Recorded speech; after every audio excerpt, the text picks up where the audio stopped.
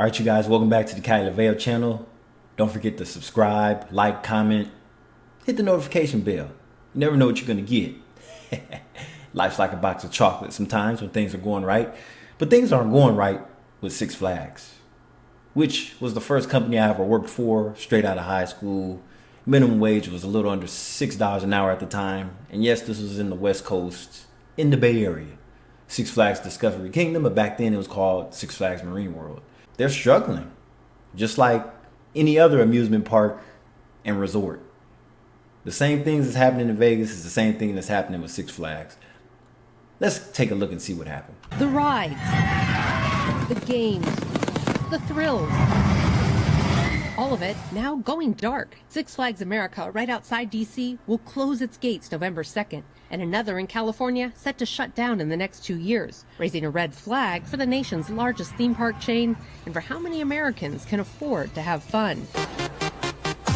Six Flags, known for its cheaper prices, now struggling with declining attendance, aging infrastructure, leadership changes, and sky-high debt. The stock, some might say, in free fall, down nearly 50% this year. I mean, what do you expect? They're not doing nothing to improve the parks or bring in anything attracting and exciting.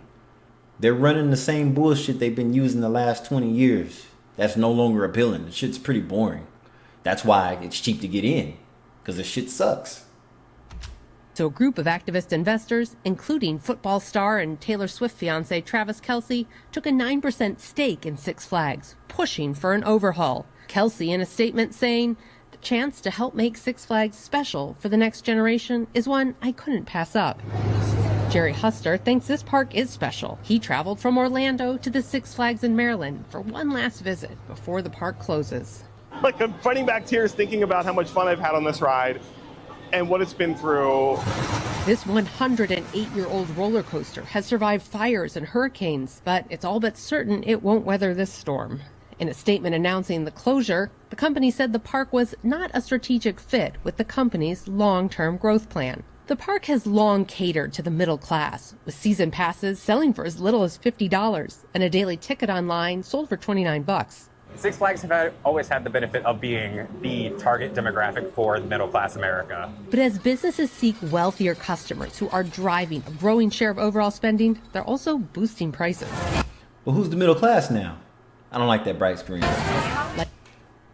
There's really not much of a middle class like there once was. People are struggling to stay afloat, let alone buy groceries. And you expect people to be packed in these parks?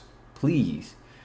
Most of these people that are coming to these parks are on some kind of government assistance. So most of the people that are in the park as we speak are not middle class. Like Disney, where a one-park, one-day ticket at Disneyland this holiday season will run you more than $200. A Lightning Lane Premier Pass there, $449. Navigating the maze of theme park pricing in some ways becoming its own American pastime. But Disney is not alone in hoisting amusement costs. One analysis showing single-day prices across Universal theme parks, owned by NBC News parent company Comcast NBC Universal, up by an average of 49% in the last 10 years, outpacing overall inflation. That same review showing parking prices across the top 20 attractions up 83%.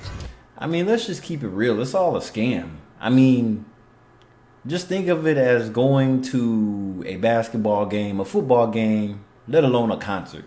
You're going to spend hundreds of dollars. That's just the norm now. But the average person doesn't have that type of loose change like that.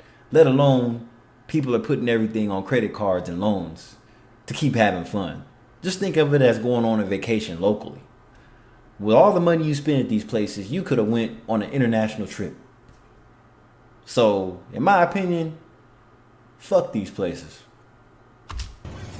But Six Flags has struggled to raise prices while keeping visitors. In 2022, then CEO and current chairman Salim Basoul told investors the company was trying to shift away from, quote, what I call the Kmart Walmart to maybe the Target customers. On the same call, Basoul lamented that the park, with its relatively affordable season passes, had become a, quote, cheap daycare center for teenagers during breaks and the summer. Did I really just hear that?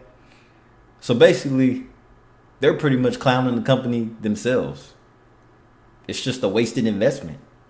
Let's see what other clowns waste time investing in this organization. The company then pivoted to a more complex pricing system that cost Six Flags millions of visitors.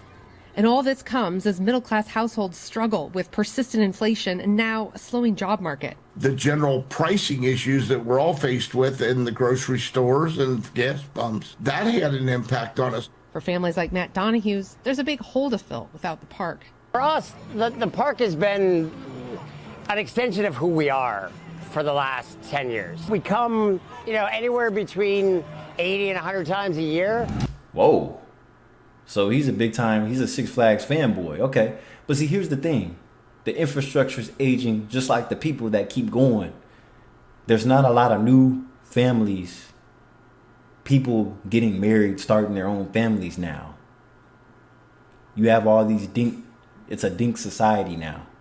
So there's no point of really coming to these parks to have family fun because the youngsters aren't starting their own families. So there's no point of coming here.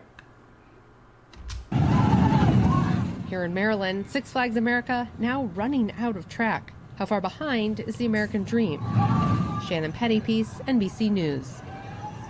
Six Flags has just told NBC in the last few hours or so, last hour actually, that it has actively marketed the property of Six Flags America in Maryland. As for what happens to each ride and attraction, Six Flags says it's considering either relocating them or selling them to other amusement parks. Thanks again to Shannon Pettypiece for that. Yeah, their glory days is over. Six Flags has reached its boiling point. No more. It's played out. It's like me going to the barbershop. It's like me growing my hair out, going to the barbershop, and asking the barber for a jerry curl. It's played out. And so is Six Flags. This is Kyle LaVale. I'll catch you in the next segment. Goodbye.